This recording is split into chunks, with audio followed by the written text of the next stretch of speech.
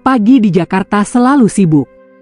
Jalanan dipenuhi mobil dan motor yang saling berebut ruang, sementara gedung-gedung tinggi memantulkan cahaya matahari yang baru naik.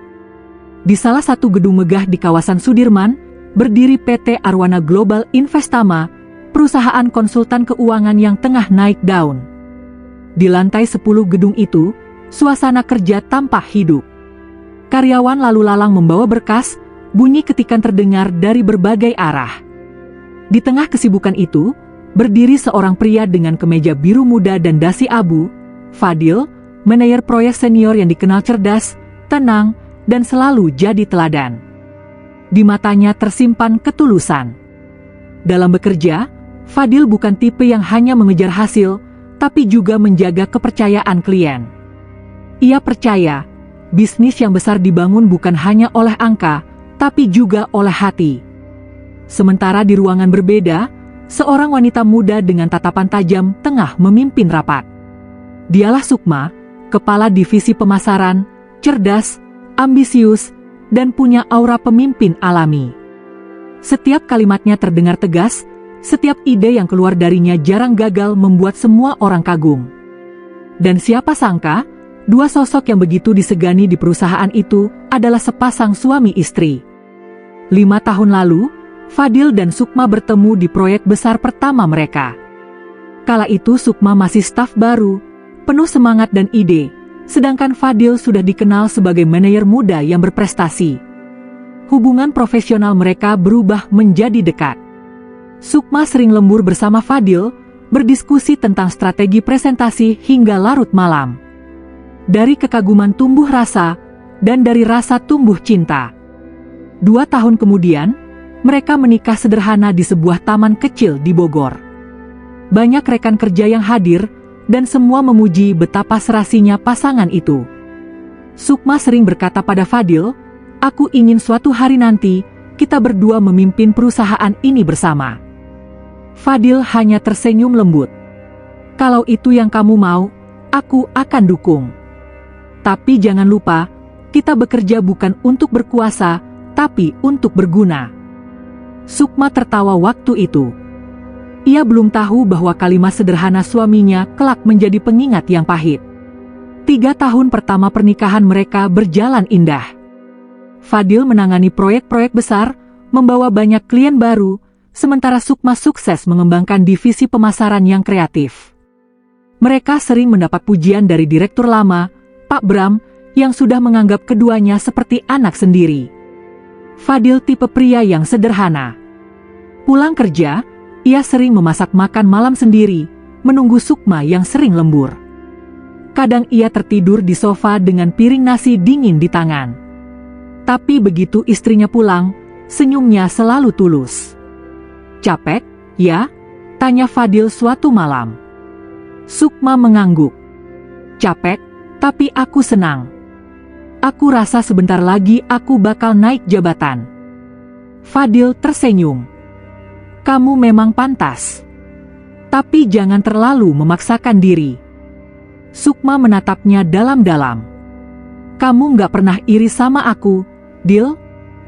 Fadil menggeleng. "Kenapa harus iri? Kamu istriku. Suksesmu, bahagiaku." Jawaban itu begitu tulus hingga Sukma terdiam sejenak. Namun jauh di dalam hatinya, benih ambisi sudah mulai tumbuh, ambisi yang kelak akan menelan segalanya. Setahun kemudian, Pak Bram, direktur utama yang selama ini memimpin perusahaan dengan bijak, memutuskan pensiun karena sakit. Dewan direksi mulai membahas siapa pengganti yang layak. Beberapa nama muncul, termasuk Fadil dan Sukma. Fadil tidak terlalu tertarik. Ia tahu posisinya sudah nyaman, dan ia lebih suka fokus pada tim dan proyek. Tapi Sukma berbeda. Ia melihat kesempatan itu sebagai puncak karirnya. "Dil, kalau aku terpilih, kamu dukung aku, kan?" tanya Sukma suatu malam di meja makan. "Tentu," jawab Fadil, "asal kamu siap dengan tanggung jawabnya." Itu posisi berat. Sukma tersenyum, tapi matanya penuh keyakinan. "Aku siap." Namun setelah hari-hari berlalu, Fadil mulai melihat perubahan dalam diri Sukma. Ia mulai jarang pulang tepat waktu, sering rapat dengan dewan direksi, dan semakin menjaga jarak. Di kantor pun, hubungan mereka mulai terasa kaku. Jika dulu mereka bisa tertawa bersama, kini Sukma mulai menjaga citra, seolah hubungan pribadi tidak boleh mencampuri profesionalitas. Bagi Fadil, itu wajar. Tapi ada kalanya, di ruang rapat, Sukma mulai memperlakukan Fadil tidak lagi sebagai pasangan, melainkan bawahan. "Fadil, kamu jangan terlalu idealis," ucapnya suatu kali di hadapan banyak orang. "Dunia bisnis butuh kecepatan, bukan perasaan." Kata-kata itu menampar Fadil. Tapi ia menahannya. Ia tahu, ambisi istrinya bukan hal buruk, asal tidak menelan hatinya sendiri. Tibalah hari besar yang menentukan segalanya. Dewan direksi memutuskan untuk mengumumkan siapa yang akan menggantikan Pak Bram sebagai direktur utama. Semua staf berkumpul di aula utama. Suasana tegang dan penuh harap. Setelah mempertimbangkan kinerja, visi, dan kontribusi terhadap perusahaan, ucap perwakilan dewan, kami dengan bangga mengumumkan bahwa posisi direktur utama Arwana Global akan dijabat oleh Sukma Prameswari. Suara tepuk tangan bergemuruh. Sukma berdiri dengan penuh percaya diri, matanya berkilat bangga. Sementara di antara kerumunan, Fadil berdiri sambil tersenyum tulus, meski hatinya terasa sedikit getir. Ia bangga, tentu. Tapi di balik itu, ada perasaan lain yang sulit dijelaskan. Rasa khawatir. Sukma menatap Fadil dari panggung, memberi isyarat seolah berkata, "Aku berhasil." Dan Fadil mengangguk lembut, tak tahu bahwa sejak saat itu, hubungan mereka mulai menapaki jalan curam yang menuju jurang. Malamnya, mereka makan malam di restoran mahal untuk merayakan jabatan baru Sukma. Namun, di meja itu, entah kenapa, percakapan mereka terasa hambar. "Sekarang kamu direktur," ujar Fadil pelan. "Aku harap kamu tetap jadi Sukma yang dulu." Sukma tersenyum samar. "Tentu, aku nggak akan berubah." Tapi tatapan matanya tak lagi sama. Di sana ada sesuatu, mungkin rasa puas, mungkin rasa kuasa. Dan dari situlah, cinta mulai kehilangan bentuknya. Waktu berjalan cepat setelah pengangkatan Sukma sebagai direktur utama. Dalam beberapa bulan, wajah kantor Arwana Global mulai berubah. Aturan-aturan baru, gaya kepemimpinan yang lebih tegas, bahkan sedikit keras, mulai terasa di setiap divisi. Sukma yang dulu dikenal ramah kini menjadi sosok yang sulit didekati. Ia memimpin rapat dengan nada dingin, jarang tersenyum, dan menuntut kesempurnaan mutlak dari semua orang. Namun ada satu hal yang lebih terasa daripada perubahan gaya kerjanya, yaitu perubahan caranya memandang Fadil. Awalnya, Fadil tak mempermasalahkan perbedaan jabatan. Ia tetap menjalankan tugasnya sebagai manajer proyek dengan penuh dedikasi. Tapi di mata Sukma, lambat laun, posisi itu mulai terlihat rendah. Di ruang rapat, Sukma tak lagi menatap Fadil sebagai pasangan. Ia menatapnya seperti menatap bawahan, seseorang yang bisa ia koreksi, bahkan rendahkan. Suatu hari, di hadapan seluruh kepala divisi, Sukma berkata dengan nada tajam, "Fadil, kamu terlalu konservatif dalam mengelola klien. Dunia bisnis butuh agresivitas, bukan idealisme." Semua orang terdiam. Fadil menatap istrinya, mencoba menahan rasa malu di depan rekan-rekan kerjanya.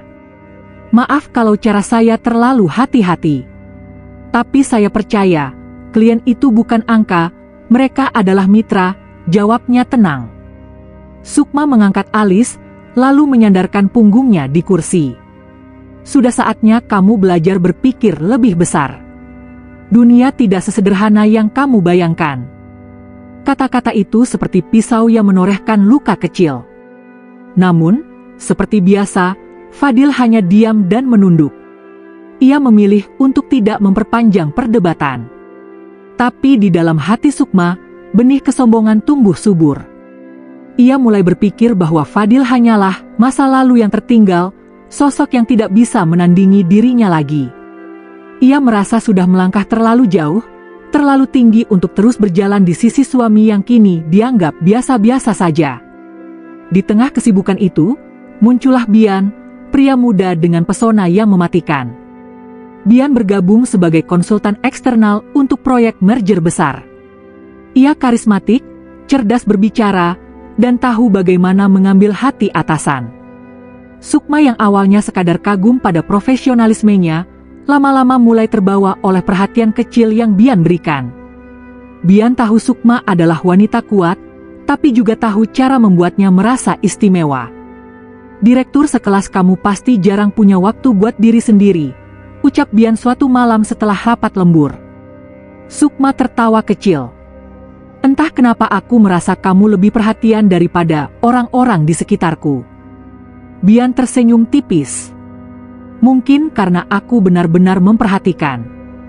Sejak saat itu, komunikasi mereka semakin intens. Pesan-pesan pribadi mulai mengalir di luar jam kerja. Makan siang berdua jadi kebiasaan, dan perlahan, jarak antara Sukma dan Fadil semakin lebar. Fadil masih berusaha mempertahankan rumah tangga mereka. Ia tetap pulang tepat waktu, menyiapkan makan malam, mencoba mengajak Sukma bicara. Tapi Sukma selalu pulang larut, dengan alasan rapat atau pertemuan penting. Kadang Fadil menunggu di ruang makan hingga malam, menatap jam dinding sambil menahan lelah. Saat pintu akhirnya terbuka, Sukma masuk dengan wajah datar. "Kenapa belum tidur?" tanyanya datar. "Aku cuma pengen makan bareng," jawab Fadil pelan. "Aku udah makan," balas Sukma singkat, melepaskan blazer dan berjalan ke kamar. Tak ada lagi pelukan. Tak ada lagi senyum hangat. Yang tersisa hanya dua orang yang tinggal di rumah yang sama, tapi hatinya sudah jauh. Fadil tahu, Sukma berubah. Tapi ia tidak tahu bahwa perubahan itu datang karena Bian, pria yang diam-diam mengisi ruang kosong di hati istrinya. Karyawan mulai berbisik-bisik. Mereka melihat bagaimana Sukma dan Bian tampak terlalu dekat, terlalu akrab untuk sekadar rekan kerja. Fadil pun mulai mendengar kabar itu, meski ia selalu menolak percaya. Suatu sore, ia mendatangi ruang direktur dengan niat membicarakan hal pribadi. Namun saat pintu terbuka, ia melihat sesuatu yang membuat dadanya sesak. Sukma dan Bian duduk berdekatan di sofa, tertawa sambil memandangi layar laptop. Terlalu dekat. Terlalu intim. Fadil mengetuk pintu pelan. "Maaf, saya ganggu?" Sukma segera menegakkan badan, ekspresinya berubah. "Ada apa, Fadil?" "Saya cuma ingin bicara." Empat mata. Bian berdiri, menepuk pundak Fadil sambil tersenyum sinis. "Saya pamit dulu, Pak Fadil." Begitu Bian pergi, Fadil menatap Sukma dengan tatapan kecewa. "Aku cuma mau tahu, apa hubungan kalian sebatas pekerjaan?" Sukma menatap tajam. "Kamu mulai menuduhku sekarang?" "Aku cuma nanya." Sukma berdiri, menyilangkan tangan.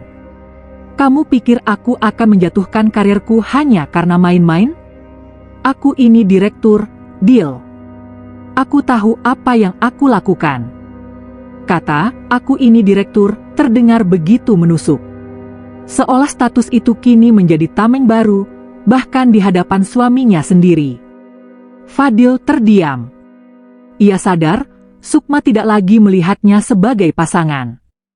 Yang berdiri di hadapannya bukan lagi wanita yang ia cintai dulu, tapi seseorang yang terpesona pada dunia yang penuh cahaya semu. Seiring waktu, Sukma semakin larut dalam dunia barunya. Ia mulai sering menghadiri acara bisnis bersama Bian, datang ke pesta klien, bahkan bepergian ke luar kota berdua. Sementara Fadil tetap di posisi yang sama, bekerja keras, mengelola proyek, dan menahan diri agar tidak membuat masalah. Namun di balik ketenangan itu, gosip mulai menyebar. Beberapa karyawan mulai berani berspekulasi bahwa Fadil hanya menumpang nama di bawah bayang-bayang istrinya. Sukma tidak membantah gosip itu. Bahkan, dalam satu rapat besar, ia berkata dengan nada yang membuat semua orang terdiam. Keputusan perusahaan ini bukan hasil kerja satu orang, apalagi dari proyek-proyek kecil. Ini hasil dari visi besar, bukan kerja lama yang stagnan. Semua tahu siapa yang dimaksud dengan kerja lama yang stagnan. Fadil menunduk dalam diam, menahan rasa malu yang mendalam. Seusai rapat, ia berdiri di balkon kantor, memandang langit sore yang mulai oranye. Di dalam hatinya, hanya satu kalimat yang terlintas. Cinta tidak seharusnya membuat seseorang merasa kecil. Tapi entah kenapa, aku mulai merasa begitu. Suatu malam, pertengkaran besar tak terhindarkan. Sukma baru pulang jam 10 malam, sementara Fadil sudah menunggu dengan wajah tegang. "Kamu lagi-lagi pulang bareng Bian?" tanya Fadil. Sukma menaruh tas dengan kasar. "Kamu mulai ngawur, Fadil. Itu urusan pekerjaan. Pekerjaan sampai larut malam setiap hari? Sampai kamu nggak pernah punya waktu buat rumah? Rumah? Kamu pikir aku bisa terus di rumah sementara tanggung jawabku segunung?" Fadil menatapnya dalam-dalam. "Aku cuma ingin kamu ingat siapa yang dulu selalu ada waktu kamu belum jadi siapa-siapa." Sukma terdiam sejenak. Tapi bukannya luluh, ia malah tersenyum sinis. "Jangan bawa-bawa masa lalu, Fadil. Kamu yang harus sadar posisi. Aku sekarang direktur.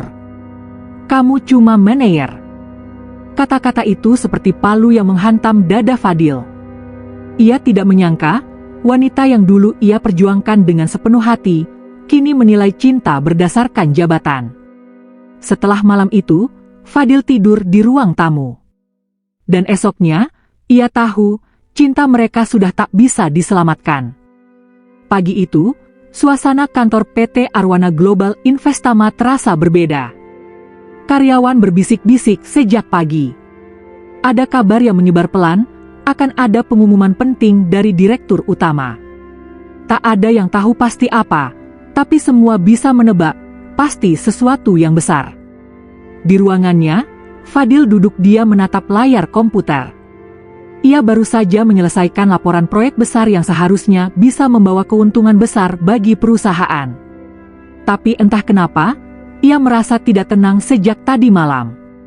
Ada firasat buruk yang menghantui dadanya. Pintu diketuk. Seorang staf HR masuk, membawakan surat undangan rapat mendadak. "Pak Fadil, mohon hadir di ruang rapat utama jam 10. Semua kepala divisi sudah diminta datang." Fadil mengangguk pelan. "Baik, terima kasih." Ia menatap kertas undangan itu lama. Di bagian bawah tertulis tanda tangan Sukma, istrinya. Apalagi kali ini, batinnya lirih. Pukul 10 tepat, ruang rapat utama penuh. Semua kepala divisi duduk rapi. Di ujung meja panjang, Sukma duduk dengan tenang, mengenakan blazer abu elegan. Di sebelahnya, duduk Bian, pria muda yang kini sering terlihat mendampinginya dalam berbagai keputusan besar. Begitu semua hadir, Sukma membuka rapat. "Saya ingin menyampaikan beberapa pembaruan penting mengenai struktur organisasi perusahaan kita." Suara Sukma tenang, tapi dingin. "Selama ini, kita sudah berkembang pesat, namun saya rasa masih ada yang perlu kita tingkatkan, terutama dalam efisiensi dan visi jangka panjang." Ia menatap sekeliling ruangan, lalu berhenti pada sosok Fadil. "Untuk itu, kami memutuskan melakukan restrukturisasi di beberapa posisi manajerial, termasuk proyek yang selama ini dipegang oleh divisi Fadil." Ruangan mulai berbisik. Beberapa kepala divisi menatap Fadil dengan khawatir. Fadil mengangkat kepala. "Kalau boleh tahu, restrukturisasi seperti apa yang dimaksud?" tanyanya tenang. Sukma menautkan jari di depan dada. "Perusahaan butuh orang baru yang punya semangat agresif, bukan cara lama yang penuh keraguan. Jadi, posisi manajer proyek senior akan digantikan." Fadil terdiam. "Digantikan? Oleh siapa?" Sukma menatap ke arah samping dan tersenyum kecil. Oleh Bian. Ruang rapat seketika hening. Beberapa karyawan menahan napas. Fadil terpaku, matanya menatap kosong. Bian, ia mengulang pelan. Sukma menegaskan, ya. Perusahaan menilai Bian punya strategi yang lebih progresif dan bisa membawa hasil lebih cepat. Bian menyeringai halus. Saya akan berusaha meneruskan visi perusahaan yang hebat ini, ucapnya, seolah tidak sadar bahwa ia sedang menusuk seorang suami di depan istrinya sendiri. Sukma berdiri, menatap seluruh ruangan. Dan sebagai tindak lanjut, Fadil resmi diberhentikan dari jabatannya mulai hari ini. Semua proyek akan dialihkan. HRD akan menyiapkan administrasinya. Berhenti, suara Fadil tercekat. Sukma menatapnya dingin. Ini keputusan profesional, Fadil. Jangan bawa urusan pribadi ke kantor. Padahal semua orang tahu, urusan pribadi itulah yang justru menjadi alasan sebenarnya.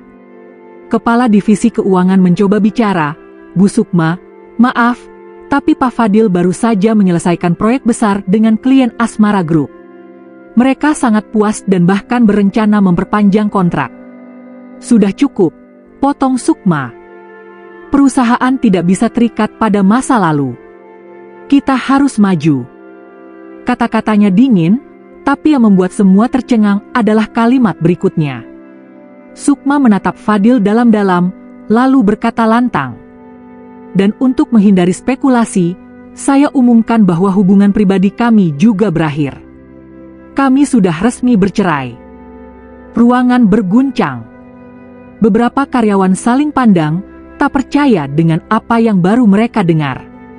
Bahkan sekretaris di sudut ruangan menunduk, menahan air mata. Sukma menatap mereka semua, lalu menambahkan, saya harap setelah ini tidak ada yang mencampur adukan urusan pribadi dengan pekerjaan. Mulai sekarang, saya dan Fadil tidak punya hubungan apapun. Dan sebelum suasana sempat mereda, Bian berdiri, lalu melingkarkan tangannya di bahu Sukma dengan senyum bangga. Mulai hari ini, saya akan membantu Ibu Direktur menjalankan visi baru perusahaan. Gemetar, Fadil berdiri. Matanya berkaca-kaca, namun suaranya tegas. Begitu mudah kamu buang semuanya, Sukma? Sukma menatapnya tanpa emosi. Kamu terlalu lembek, Fadil. Dunia ini bukan untuk orang yang terlalu baik. Kamu nggak akan pernah bisa mengimbangi langkahku. Bian menambahkan dengan nada mengejek, mungkin sudah waktunya yang muda dan berani naik ke atas, Pak. Tawa kecil terdengar dari beberapa orang yang berusaha menutupi ketegangan. Fadil menatap satu persatu wajah yang dulu bekerja bersamanya, lalu menunduk. Tanpa berkata apa-apa, ia mengambil map berisi dokumen dari meja dan melangkah keluar ruangan. Tak ada tepuk tangan. Tak ada suara. Hanya sunyi yang menyesakan. Begitu Fadil keluar dari gedung, hujan deras turun seolah langit pun ikut menangis. Ia berdiri di depan pintu utama, menatap gedung tinggi tempat ia menghabiskan hampir 10 tahun hidupnya. Gedung yang dulu penuh kebanggaan, kini hanya menyisakan luka. Ia memegang map itu erat, lalu berbisik lirih. Selamat tinggal, tempat aku mengabdi, dan tempat aku dikhianati. Langkahnya berat, tapi tegas. Ia berjalan menjauh tanpa menoleh lagi. Dan di dalam gedung, Sukma menatapnya dari jendela lantai atas, dengan perasaan campur aduk antara lega dan kemenangan. Namun kemenangan itu hanya bertahan sesaat. Karena di luar pengetahuannya, klien besar yang dulu loyal pada perusahaan justru menelpon Fadil malam itu. Pak Fadil, kami dengar Anda sudah tidak di Arwana lagi. Kalau boleh tahu, kemana Bapak akan melangkah selanjutnya?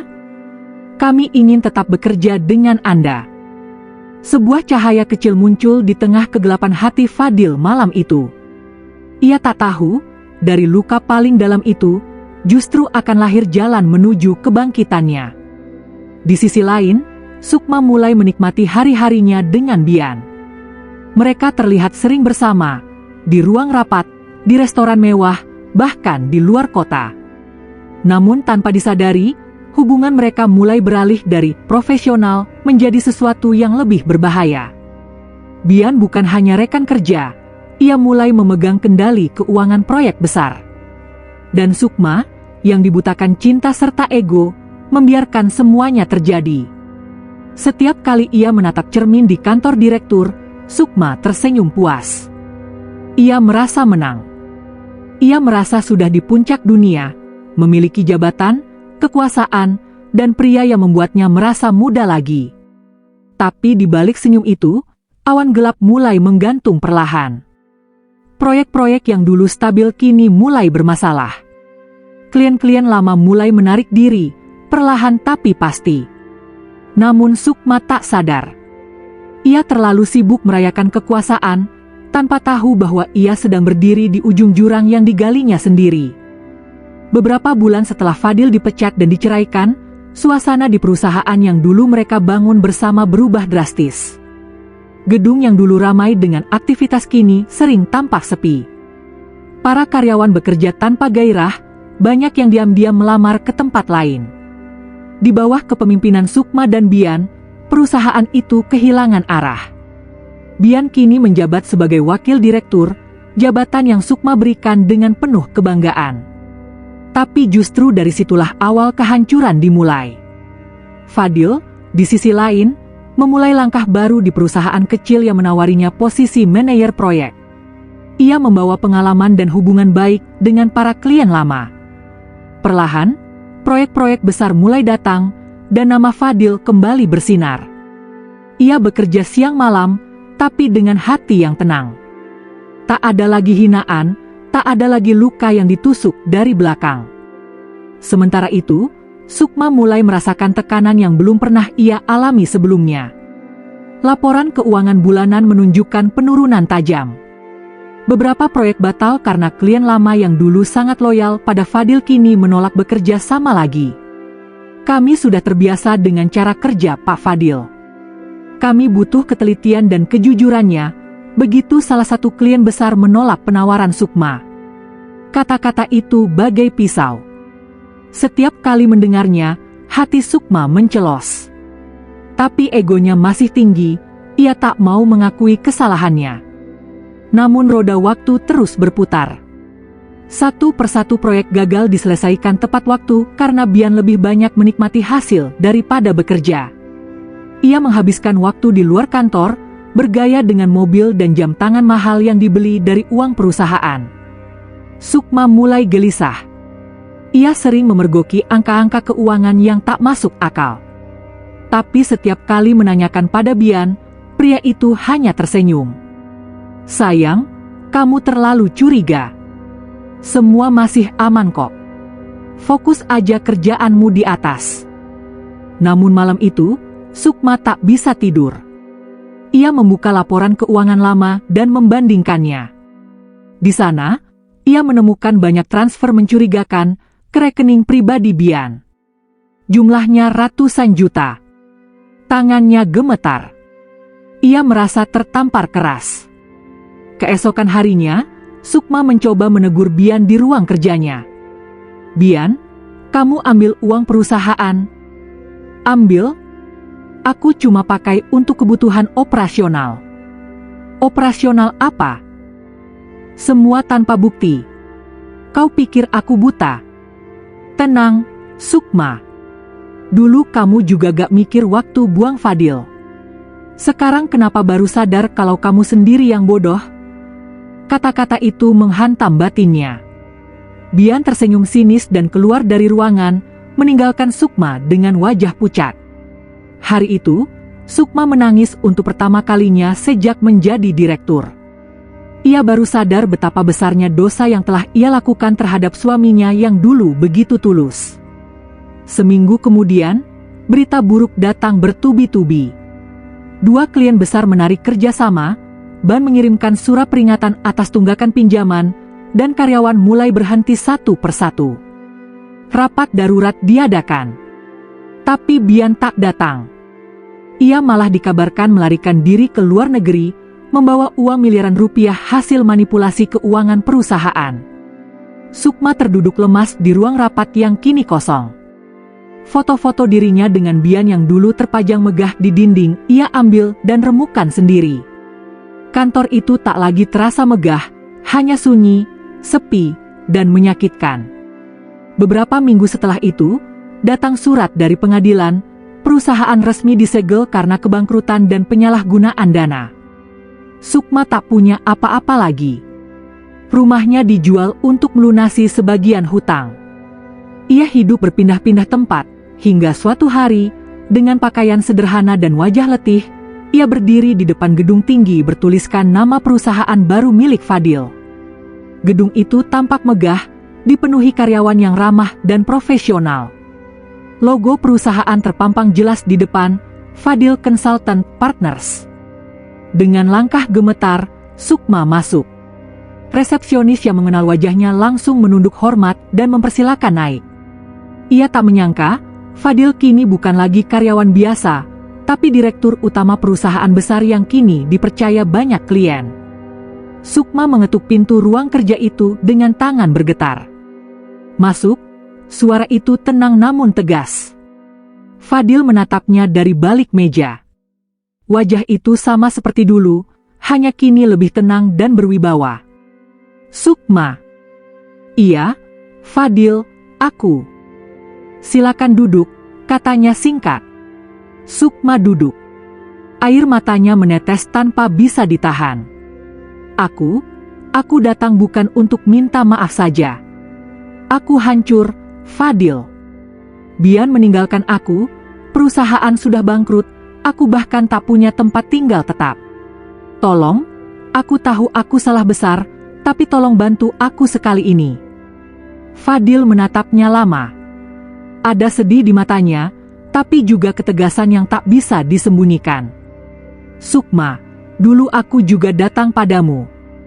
Aku memohon agar kamu percaya padaku.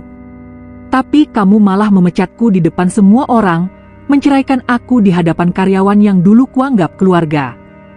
Kamu bahkan memperkenalkan selingkuhanmu di hadapan mereka. Aku tahu, aku bodoh, aku buta oleh ambisi. Aku menyesal, Fadil. Aku sudah memaafkanmu, Sukma. Aku benar-benar sudah memaafkan. Tapi untuk menolongmu? Tidak. Bukan karena dendam, tapi karena aku ingin kamu belajar, seperti aku dulu belajar menata hidup dari bawah lagi. Sukma menangis semakin keras. Jadi kamu akan membiarkanku begini saja? Aku tidak membiarkanmu. Aku hanya tidak bisa mengulang masa lalu. Kamu harus menghadapi akibat dari keputusanmu sendiri. Sukma menunduk, air matanya jatuh di lantai yang mengilap. Ia menatap wajah Fadil sekali lagi, berharap ada sedikit belas kasihan, tapi Fadil hanya menatapnya dengan tatapan damai, bukan kebencian, tapi ketegasan dari seseorang yang telah belajar dari luka. Terima kasih, Fadil, katanya lirih. Kamu benar, aku dulu terlalu sombong. Aku pikir kekuasaan membuatku segalanya. Tapi ternyata, aku justru kehilangan semua. Sukma berdiri dengan langkah gontai, keluar dari ruangan itu. Begitu pintu tertutup, Fadil menatap kosong ke arah jendela. Ia menutup mata, menghela napas panjang. Semoga kamu menemukan kedamaianmu, Sukma, bisiknya pelan. Di luar gedung, Sukma berjalan menyusuri trotoar yang panas. Ia tak tahu kemana harus pergi. Dunia yang dulu ia kuasai kini menjauh darinya. Tak ada tangan yang mau menolong, tak ada senyum yang menyambut. Langit tampak mendung, dan butiran hujan mulai turun membasahi rambutnya. Ia tak berlari. Ia hanya berdiri di sana, membiarkan dirinya basah oleh hujan dan penyesalan. Andai waktu bisa diulang, gumamnya. Aku tak akan pernah mengkhianati cinta yang tulus itu. Tapi waktu tak bisa diulang. Dan seperti itulah akhirnya, hidup Sukma runtuh sehancur-hancurnya, bukan karena kehilangan harta, tapi karena kehilangan hati yang pernah mencintainya tanpa syarat. Sedangkan Fadil melangkah ke masa depan dengan tenang. Ia tidak membalas dengan kebencian, tapi dengan keberhasilan. Karena kadang, karma paling indah bukanlah balas dendam, melainkan menjadi lebih baik dari orang yang pernah menjatuhkanmu.